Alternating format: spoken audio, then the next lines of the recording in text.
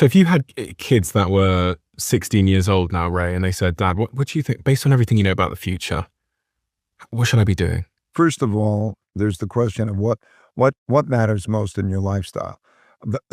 So I'm going to get philosophical, not assuming that the highest income is the best. Okay, because happiness, you want happiness and health. And so, in answering your question, there's very little correlation between the amount of money you have and the level of happiness that you have past a basic level. And so I could be answer your question first, which the obvious way is to say to earn the most amount of money. And I want to start off in saying that, my experiences and so on is like I love being in nature and it doesn't cost me hardly anything. I mean, it depends where your pull is. And so don't lose sight of your pull and what it's about. What you want to do is you want to get above the level that you don't have to panic. We just earlier discussed how many months can I live, and to be able to secure that and to be excited and have that passion or whatever it is, the life that I want to have. So I just want to emphasize, keep in mind of that.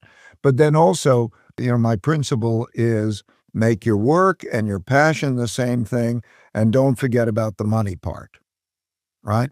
So know your nature. This is what I tell my grandkids. Okay, yeah, you have a field and you also have a nature. It's not just your preferences. People think differently. Some are more adventurous. Some are less adventurous. Some are more conceptual or artistic and can think with imagination, and they love doing that. Some people don't like that. Some people want to make life should be more concrete and more certain and so on. That's your nature. You're a lot born with that nature, and you also learn it in your earlier years. We know this of how neuroplasticity works and so on.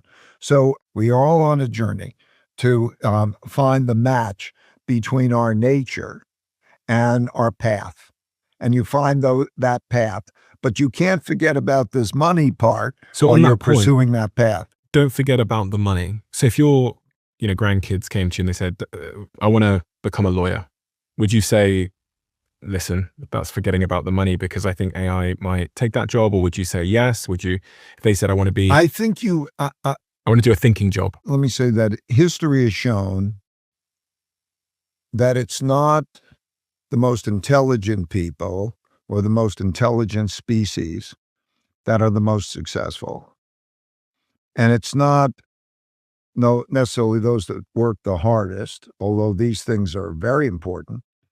It is those who species and people who are also most adaptable.